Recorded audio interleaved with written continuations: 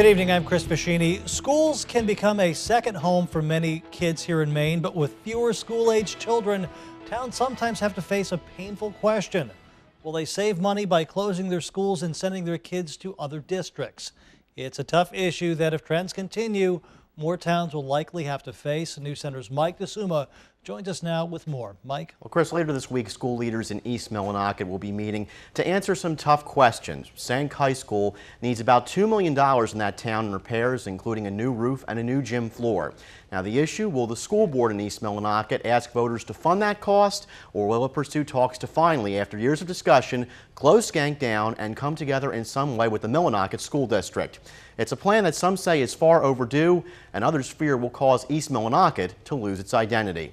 In our special report tonight, we take a look at these two towns, their historic rivalry, and the differing views on how to best educate kids in the future. High school jazz choirs compete across Maine each year. And usually, this group is among the best. We all come together and we blend, and it's an awesome experience. Love it. Get chills when I hear it. They're called Unified Harmony, a group made up of high school-age kids from across the Katahdin region. Whether they come from Millinocket, East Millinocket, or Medway, it doesn't matter. I mean, we're Unified Harmony for a reason. We combine schools, we combine voices, and that's what makes us strong.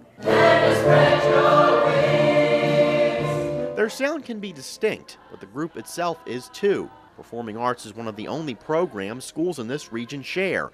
Despite a shrinking population, everything else remains separate.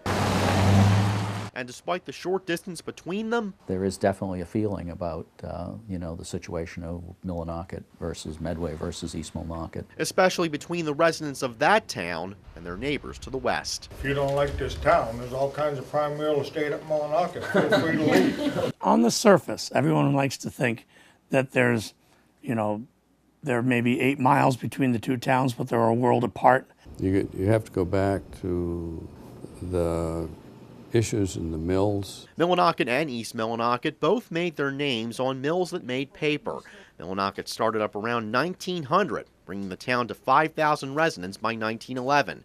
East Millinocket's mill would follow years later. But while both were owned by the same company, it didn't stop a rivalry from taking root. The competition between the mill parents and East Millinocket was constant. It was competition that centered around work between one mill town and the other. So I think it goes back to what happened in the mill more than what happened outside the mill. But today, the region is far different. East Millinocket's mill is the only one still running. A lack of work has caused both towns to lose residents and tax revenue. And on the education front, it's changed dramatically. In the 1970s, more than 2,000 children were enrolled in the Millinocket school system. Today, that number is less than 550, with most kids attending Millinocket Middle School and Stearns High School. Yet Superintendent Ken Smith says while student enrollment is down, the cost of educating kids doesn't go down. It's one of those things that will go up. The question he has, why East Millinocket chooses to keep its own high school open rather than consolidate. It's, to me, only logical that the two towns, or three towns, would get together and at least have discussions about some form of getting together. Smith says consolidating schools would have benefits. Merging with East Millinocket would mean more programming opportunities for students and also save taxpayer dollars by moving students into a better equipped Stearns High School. It's financially much more beneficial. We're not falling apart. The kids are getting an excellent education. But time and time again, East Millinocket has said no to a merge. A big part of the equation for many is what would happen to Shrank High School. I know that the kids, how much they love the school and the town and everything. Not only kids from East Millinocket attend Shrank, but also those from Medway, Woodville, and unorganized territories. A big part of the enrollment in AOS 66 is housed here at roughly 260 students. So keeping the high school here to a lot of people is a very important thing. I think we do a good job educationally in providing the program for the children. So I do think that the ideal would be to keep the school here, simply because it is tied up in the identity of the town. It's an identity that's built on Wolverine pride.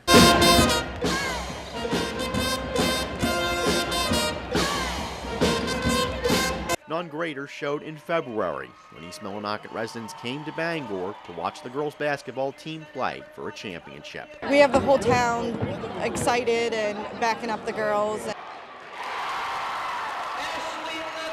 It's awesome. It's something that you can't describe. Blaine York knows well. The Skank alum says even though he has no relatives on the team, he always comes to watch them play. The alumni, it's always been strong. Always been strong up there, and it'll always be strong. It's an identity in East Millinocket that's built on passion, where old and young are both one to wear Kelly green.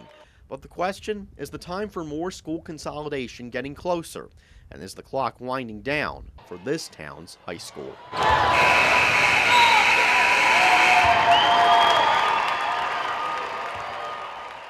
Obviously, the school represents a big piece of that town. Now, in terms of keeping it open, here's how the numbers break down. And all repairs to Skank High School, fixing the roof, the gym floor, and all, is expected to cost around $2.1 million. Now, voters would have to approve taking out a bond to meet that cost. That comes in addition to the $4.4 million East Millinocket will have to pay to run the district next year. That includes around $150,000 in utility costs for Skank High School. Or East Millinocket could send all of its students, this is the other plan, to Millinocket's school system and pay $1.5 million in tuition. That would include special education costs for some students as well as transportation costs. Skank High School would then be closed. Now, both sides seem to agree there would be long-term savings for the town, although it's not clear at this point how much. Advocates for keeping the school open say there will be stranded costs on closing the building, costs that need to be paid off, and of course, there will be unemployment costs to meet for laid-off teachers and staff. Now, recently, East Millinocket School Board has reached out to Millinocket. They want to hold a meeting. The question now is, do they want to discuss that tuition proposal? The school board will look to answer that question when they meet at Skank High School Thursday night at 7 p.m. for their meeting. And Chris, as of right now, obviously talks that have come years and years in the making, and right now still a very divided school board on how to pursue. Well, you see some of those images, the basketball tournaments and all those things. You can see how this is really an emotional issue. But also a financial one as well. Exactly. It's just more than dollars and cents. It's also about passion and community spirit as well. Okay, thanks very much for that report, Mike.